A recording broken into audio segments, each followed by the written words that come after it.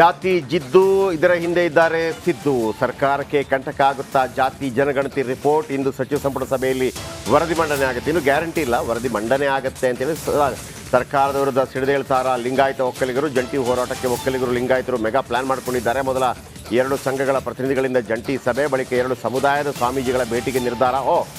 ಭಾಳ ದೊಡ್ಡ ಹೆಜ್ಜೆ ಇಡ್ತಾ ಇದ್ದಾರೆ. ಸ್ವಾಮೀಜಿಗಳ ಭೇಟಿ ಬಳಿಕ ಪಕ್ಷಾತೀತವಾಗಿ ನಾಯಕರ ಭೇಟಿ.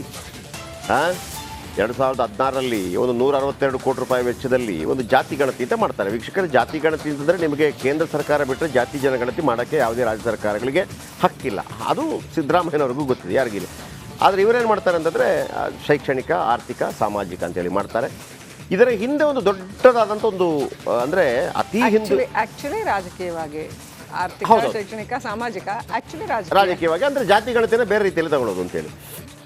ಆದರೆ ಇದು ಲಾಭ ನಷ್ಟದ ವಿಚಾರ ಇವತ್ತು ನಾಳೆ ಇದರದ್ದು ಹಾಗೆ ಆಗುತ್ತೆ ವೀಕ್ಷಕರು. ಯಾಕೆಂದರೆ ಈ ಹಿಂದೆ ಮಹಾರಾಷ್ಟ್ರದಲ್ಲಿ ಏನಾಯ್ತು, ಈ ಮರಾಠಿಗರು ನಮಗೆ ವಿಶೇಷವಾದಂಥ ರಿಸರ್ವೇಷನ್ ಬೇಕು ಅಂತ ಹೋದರು. ಎಲ್ಲಿದೆ ನಿಮ್ಮ ಜಾತಿ ಗಣತಿ ಆಧಾರ ಅಂತ ಕೇಳಿದಾಗ ಅವ್ರು ಏನೋ ತೋರಿಸ್ತಾರೆ, ತೆಗೆದು ಬಿಸಾಕತ್ತೆ ಸುಪ್ರೀಂ ಕೋರ್ಟ್. ಹಿಂಗೆಲ್ಲ ಮಾಡಿದ್ರೆ ಆಗಲ್ಲ ಅಲ್ಲಿ, ನೀವು ಇದನ್ನು ಭಾಳ ಅಕ್ಯುರೇಟ್ ಆಗಿ ಮಾಡಬೇಕು ಅಂತ. ಅದನ್ನು ಇವ್ರು ಮಾಡಿರುವಂಥದ್ದು ಈಗ ನಂಬರ್ 1.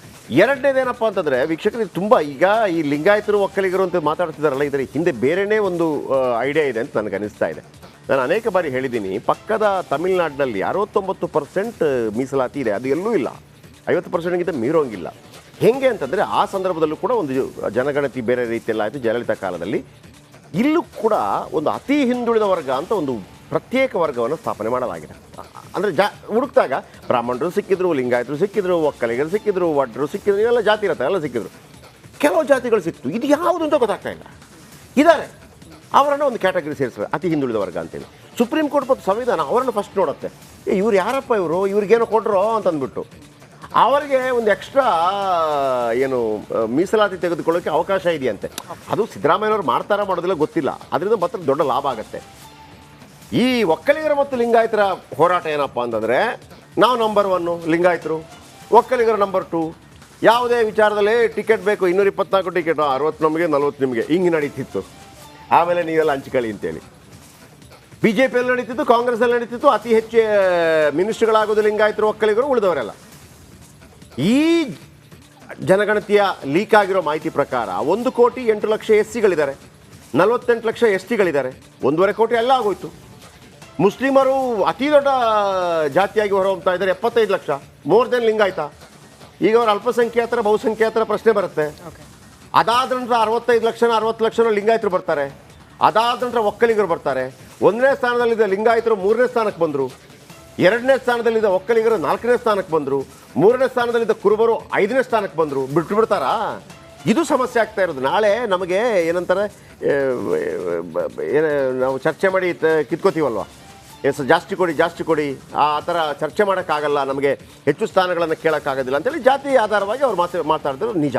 ಆದರೆ ಸಿದ್ದರಾಮಯ್ಯ, ನಾನು ಅವತ್ತಿಂದ ಹೇಳ್ತಾ ಇದ್ದೀನಿ, ಸಿದ್ದರಾಮಯ್ಯ ಒಂದು ವೇಳೆ ಮುಖ್ಯಮಂತ್ರಿ ಪಟ್ಟದಿಂದ ಕೆಳಗಿಳಿಯುವಾಗ ಇದನ್ನು ಅಂಗೀಕಾರ ಮಾಡಿದರೆ ಮಾತ್ರ ನಾನು ಮುಖ್ಯಮಂತ್ರಿ ಪಟ್ಟದಿಂದ ಕೆಳಗಿಳಿತಾನೆ ಅಂತ ಏನಾದರೂ ಮಾಡಿದರೆ, ಆಲ್ರೆಡಿ ರಾಹುಲ್ ಗಾಂಧಿ ಅವರು ಕೂಡ ಜಾತಿ ಜನಗಣತಿ ಬಗ್ಗೆ ಮತ್ತು ನಿನ್ನೆ ಆದಂಥ AICC ಅಧಿವೇಶನದಲ್ಲಿ ಅವರೇನು ನಿರ್ಧಾರಗಳನ್ನು ಕೈಗೊಂಡಿದ್ದಾರೆ, ಜನಗಣತಿ ಆಗಬೇಕು ಅಂತೇಳಿ ನೀವು ಹೇಳಿದ್ದನ್ನೇ ಮಾಡಿದ್ದೀನಿ ಅಂತ ಹೇಳಿದಾಗ ಕೇಳದೆ ವಿಧಿ ಇಲ್ಲದಂಥ ಅನುಭವ ಆಗಬಹುದು. ಆದರೆ ಅದಕ್ಕಿಂತ ಹೆಚ್ಚಾಗಿ ಗುರುವಾರ ಆಗಬೇಕಾಗಿತ್ತು ಕ್ಯಾಬಿನೆಟ್, ಇವತ್ತು ಶುಕ್ರವಾರ ಆಗಿದೆ. ಇವತ್ತು ಸಂಪುಟದ ಮುಂದೆ ಬರೋದಿಲ್ಲ ಅನ್ನೋದ್ರ ಬಗ್ಗೆ ಕುತೂಹಲ ಕೂಡ ಇದೆ. ಒಂದು ರಿಪೋರ್ಟ್ ನೋಡ್ಕೊಂಬನ್ನಿ, ಅದರ ನಂತರ ಮಾತಾಡೋಣ.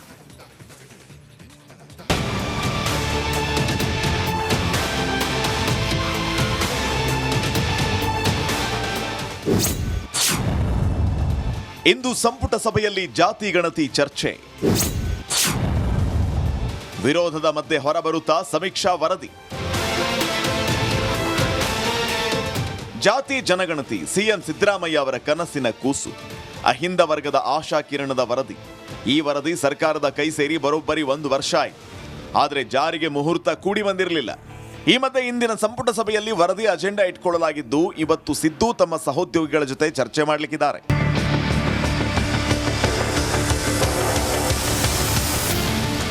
ಹೌದು, ಕಾಂತರಾಜ್ ನೇತೃತ್ವದ ಹಿಂದುಳಿದ ವರ್ಗಗಳ ಆಯೋಗ ಕಳೆದ 2015 ಏಪ್ರಿಲ್ 11ರಿಂದ ಮೇ 30ರವರೆಗೆ ರಾಜ್ಯದಾದ್ಯಂತ ಸಾಮಾಜಿಕ ಮತ್ತು ಶೈಕ್ಷಣಿಕ ಸಮೀಕ್ಷೆ ನಡೆಸಿತ್ತು.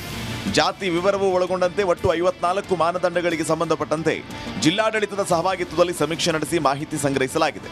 ಜೊತೆಗೆ ವರದಿಯನ್ನ ಗಣಕೀಕರಣಗೊಳಿಸಲಾಗಿದೆ.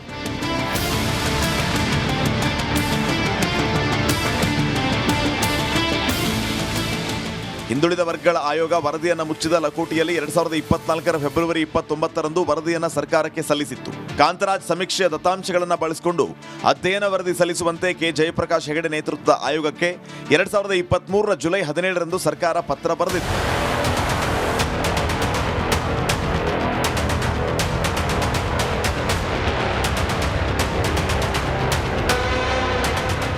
ಅದರ ಅನ್ವಯ ಕಾಂತರಾಜ್ ಆಯೋಗ ನಡೆಸಿದ ಸಾಮಾಜಿಕ ಮತ್ತು ಶೈಕ್ಷಣಿಕ ಸಮೀಕ್ಷೆಯ ಅಧ್ಯಯನ ವರದಿ 2024 ಮತ್ತು ಸಮೀಕ್ಷೆಯ ಅಂಕಿಅಂಶಗಳನ್ನು ಒಳಗೊಂಡ ವರದಿಗಳನ್ನು ಮುಚ್ಚಿದ ಲಕೋಟಿಯಲ್ಲಿ ಸಲ್ಲಿಸಲಾಗಿತ್ತು. 2025 ಜನವರಿ 2ರಂದು ನಡೆದಿದ್ದ ಸಚಿವ ಸಂಪುಟ ಸಭೆಯ ಕಾರ್ಯಸೂಚಿಯಲ್ಲಿ ವರದಿಯನ್ನು ಮಂಡಿಸುವ ಪ್ರಸ್ತಾವ ಇತ್ತು.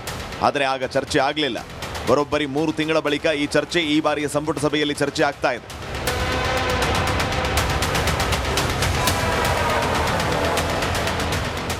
ಸದ್ಯ ಕೆಲ ಪ್ರಬಲ ಸಮುದಾಯಗಳ ತೀವ್ರ ಪ್ರತಿರೋಧ ಮಧ್ಯೆ ಸರ್ಕಾರ ವರದಿ ಮಂಡನೆಗೆ ಮುಂದಾಗಿದೆ.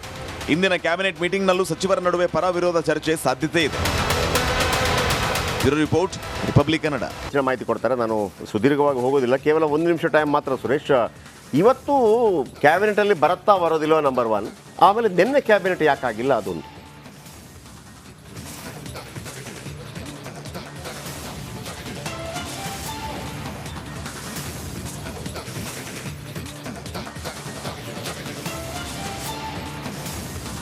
ಎಸ್, ಈಗಾಗಲೇ ನಮಗಿರುವಂತಹ ಮಾಹಿತಿ ಪ್ರಕಾರನ ಇವತ್ತು ಆರ್ಥಿಕ, ಶೈಕ್ಷಣಿಕ ಮತ್ತು ಸಾಮಾಜಿಕ ಏನು ಸಮೀಕ್ಷೆ ಇದೆ, ಇದರ ವಿಚಾರವನ್ನು ಇವತ್ತು ಮುಖ್ಯಮಂತ್ರಿಗಳು ಇವತ್ತು ಸಂಪುಟದ ಮುಂದೆ ತಂದು ಇವತ್ತು ಚರ್ಚೆಯನ್ನು ಮಾಡ್ತಾರೆ.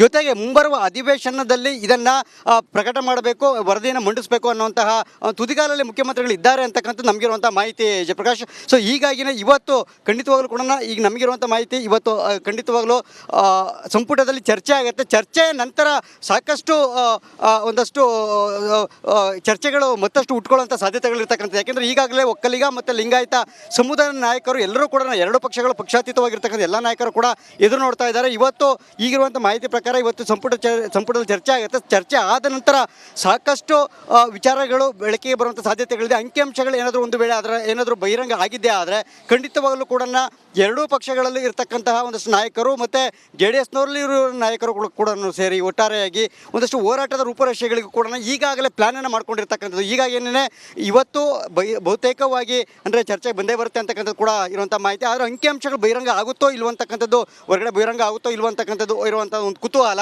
ಏಕೆಂದರೆ ಮುಖ್ಯಮಂತ್ರಿಗಳ ಮುಂದೆ ಈ ಒಂದು ವರದಿಯ ಸಾಧಕ ಬಾಧಕಗಳ ಬಗ್ಗೆ ಚರ್ಚೆ ಮಾಡಬೇಕೋ ಬೇಡವೋ ಎಲ್ಲವೂ ವಿಚಾರದಂತೆ ಈ ಬಾರಿ ಚರ್ಚೆ ಆದೇ ಆಗುತ್ತೆ ಸಚಿವ ಸಂಪುಟದಲ್ಲಿ. ಜೊತೆಗೆ ನಮಗೂ ಇರುವಂಥ ಒಂದಷ್ಟು ಆಪ್ತ ಮೂಲಗಳು ಹೇಳುವ ಪ್ರಕಾರ ಮುಖ್ಯಮಂತ್ರಿಗಳು ಕೂಡ ವರದಿಯನ್ನು ಬರುವ ಅಧಿವೇಶನದಲ್ಲಿ ಪ್ರಸ್ತಾಪ ಮಾಡಲೇಬೇಕು. ಹಾಗಾಗಿ ಅದಕ್ಕೆ ಬೇಕಾದಂತಹ ಪೂರ್ವ ತಯಾರಿಗೆ ಆಗಬೇಕಾಗಿರ್ತಕ್ಕಂಥ, ಹಾಗಾಗಿ ಸಮಯಗಳು ಕೂಡ ಕೇವಲ ಇನ್ನು 3-4 ತಿಂಗಳು ಇರೋದ್ರಿಂದ ಹಿನ್ನೆಲೆಯಲ್ಲಿ ಈಗಲೇ ಇವತ್ತೇ ಈ ಸಂಪುಟ ಸಭೆಯಲ್ಲಿ ಖಂಡಿತವಾಗಲೂ ಕೂಡ ಚರ್ಚೆ ಆಗುವಂಥ ಸಾಧ್ಯತೆಗಳು ಇದೆ ಅಂತಕ್ಕಂಥದ್ದು